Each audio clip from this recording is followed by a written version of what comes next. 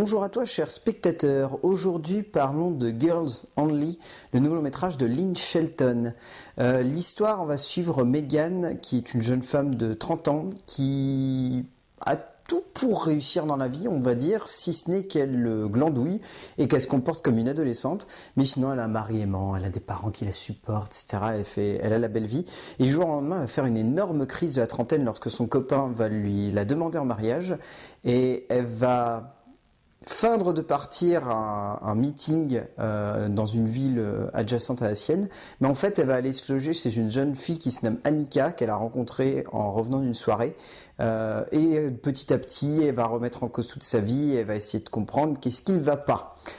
Donc on est sur un film, on va dire, de crise, mais on n'est donc pas sur un teen movie, ou un faux teen movie, en tout cas un teen movie déguisé, puisque Lynn Shelton aborde donc la crise de la trentaine.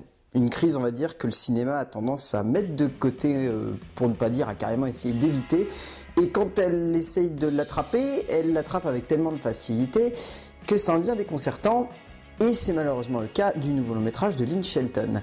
Alors Lynn Shelton, elle est surtout connue pour avoir réalisé Hump Day, qui était un long-métrage qui abordait, on va dire, de manière plus ou moins subtile l'homosexualité, mais surtout le rapport qu'entretiennent les hommes avec le sexe, puisque Hump Day racontait l'histoire de deux hommes qui décident, pour le fun, de coucher ensemble, et tout le principe du film était de voir s'ils allaient y arriver ou non.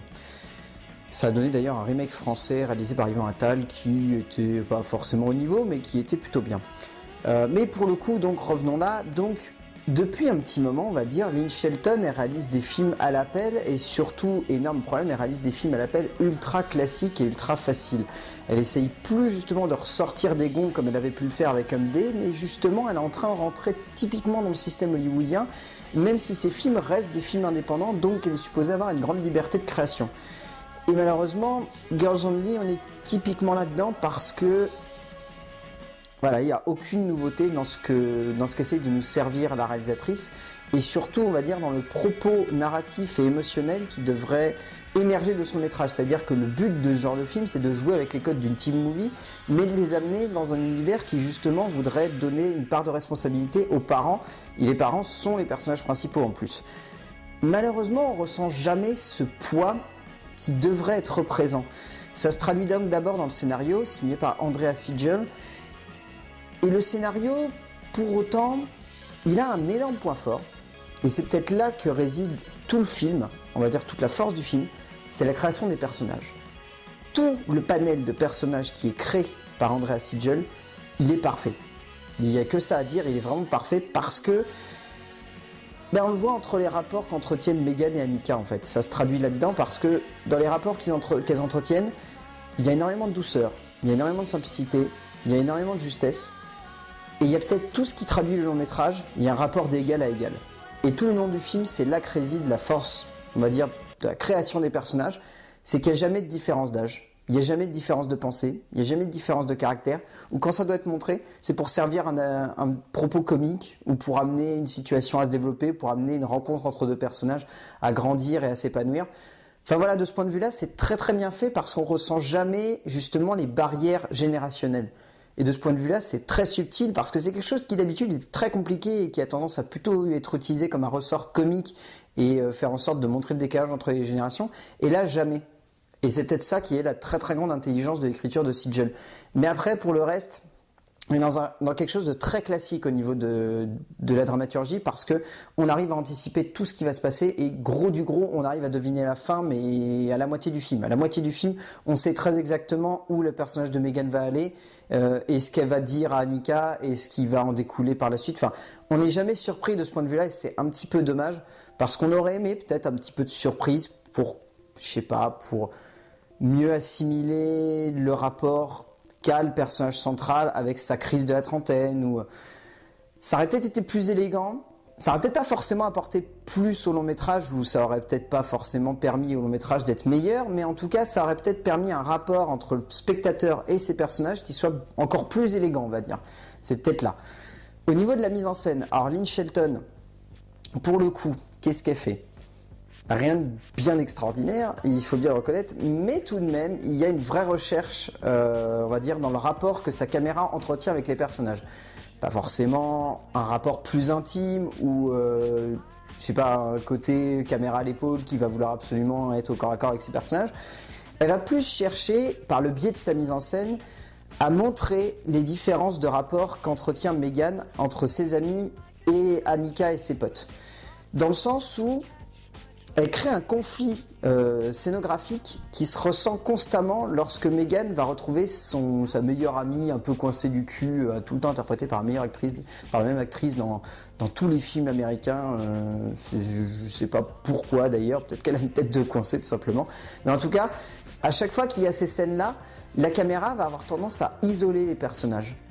Comme si tout de suite, par ce rapport qu'entretient Megan avec sa vie qu'elle essaye d'éviter, on devait se focaliser sur elle et tout de suite essayer de comprendre qu'est-ce qui la dérange.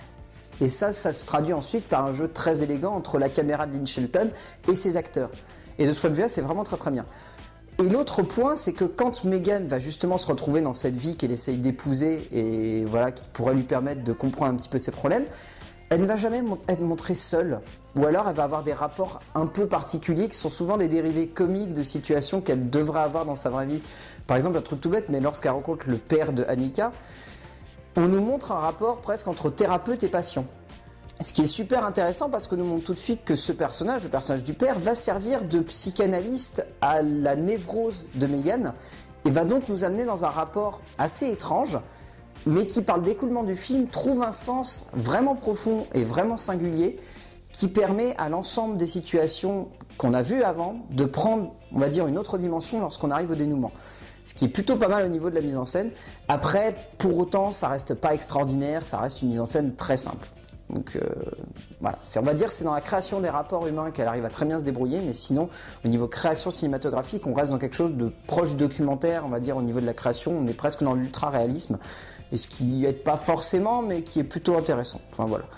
Au niveau du casting, alors c'est donc là, on va dire que les personnages prennent vraiment forme et donc que le scénario prend toute sa singularité, parce que le casting est vraiment, vraiment parfait.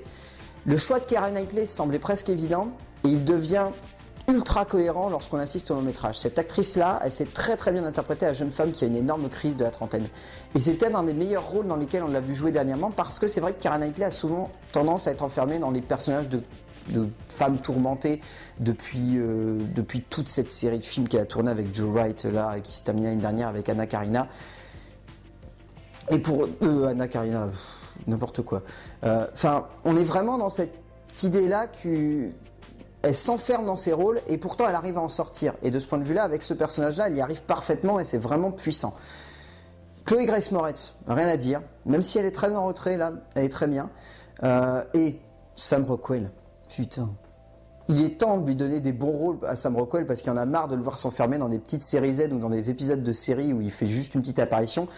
Donnez-lui un vrai rôle à ce mec-là, c'est un génie comique. Et en plus, c'est un mec qui a une aisance face caméra qui est absolument parfaite. C'est un truc de dingue. Donc voilà, dans son ensemble, Girls Only, c'est un film qui reste très moyen parce qu'il ne sait pas vraiment dans quelle direction il veut aller, mais qui a des idées de création de personnages et qui entretient un rapport particulier avec ces personnages qui est vraiment intéressant et qui fait qu'on arrive quand même à s'attacher à eux, même si on ne comprend pas forcément pourquoi ils vont dans cette direction ou pourquoi ils font ci ou pourquoi ils font ça. Mais dans tous les cas, il y a une création au niveau des personnages qui est vraiment intéressante et qui tient une certaine lignée entre le scénario, la mise en scène et les acteurs. Donc rien que pour ça, ça vaut un petit peu le coup tout de même d'aller le voir en salle, mais voilà, il y a trop d'erreurs pour vraiment en faire un très bon film. Donc ouais, Girls Only de Lynn Shelton, c'est un film qui est moyen, mais pourquoi pas. Essayez, vous verrez bien. A plus!